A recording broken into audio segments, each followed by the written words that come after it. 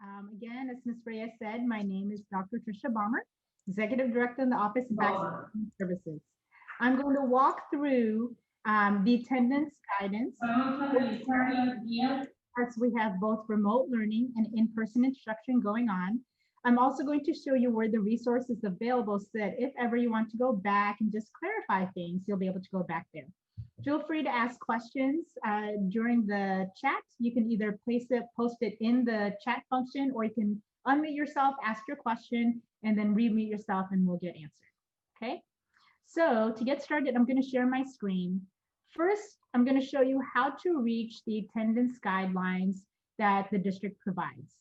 You can, everything I'm going to share is available on the website. So if you go to the SISD homepage, and then you click on parents and students. So the SISD homepage is www.saisd.net.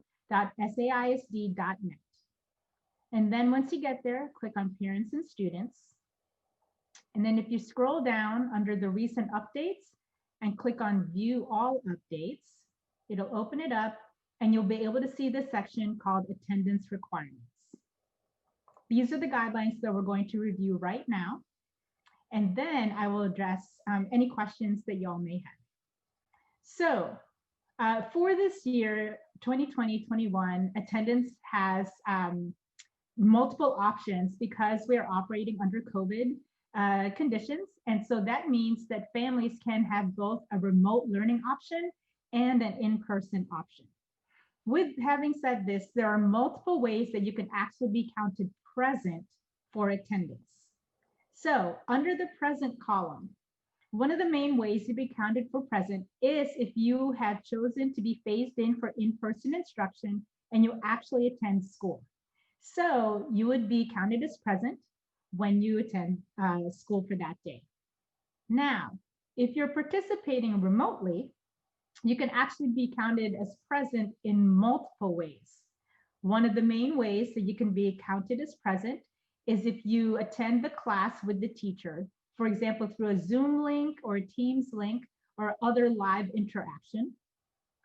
You can also have the student be engaging in class remotely without the teacher present. So you logged into ClassLink and Canvas, and your student started doing some of the works and things that were available through the Canvas platform or Seesaw or any of the other school apps. If they open it up, and if they're doing work, they will be considered present.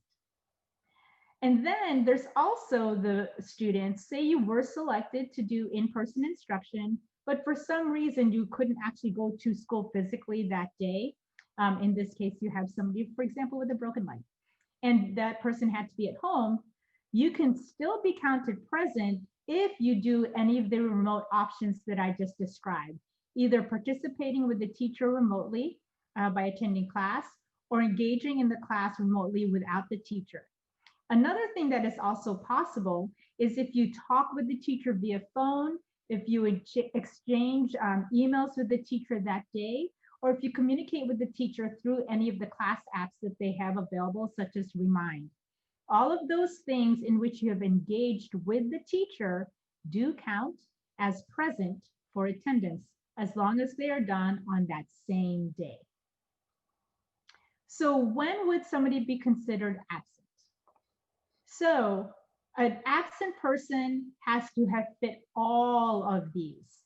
So one, they did not attend school physically in person. They were unable to participate with the class remotely with the teacher through the Zoom link or webinar or any other live function. They also were not able to do any of the work or log in through ClassLink or Canvas to access any of the work. And they did not call the teacher. They did not email or text or do any other app Remind to communicate with the teacher. If all of those conditions are true, then that's the only time you would be considered absent. So what else is important to remember about attendance? We do require you to engage daily. We do have to take attendance on each day, and that means submitting work or logging into the classroom portals each day.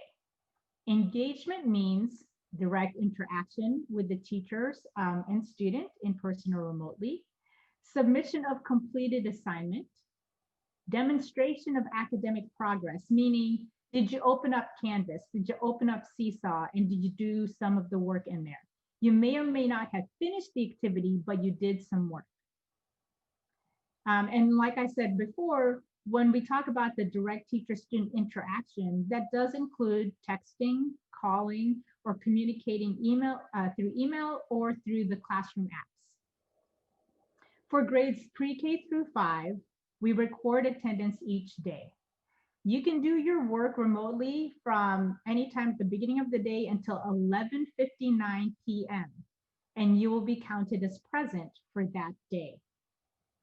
If you are in grades 6 through 12, we do have to record attendance for each course. Now, there are some times where you can't be in every class. Just so you know, that means that for the classes you could be in, you'll be present at school for the day, but to receive credit for the class, you do have to maintain 90% 90% attendance to receive the course credit. So just to clarify that there is participation on a regular basis, just to be able to say you attended school each day. You can do that remotely or in person. But for students in grades 6 through 12, each course, each teacher for math or science or reading has to have some kind of work or class participation to be able to receive the course credit for the class itself.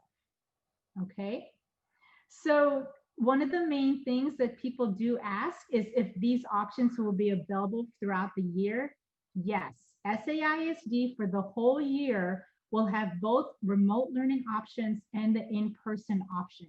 We are currently working on phasing in everyone who has opted to do in-person and following the Metro Health guidelines at the same time. At this time, I am open for any questions or concerns or clarification that people have regarding attendance. What questions do you all have for me?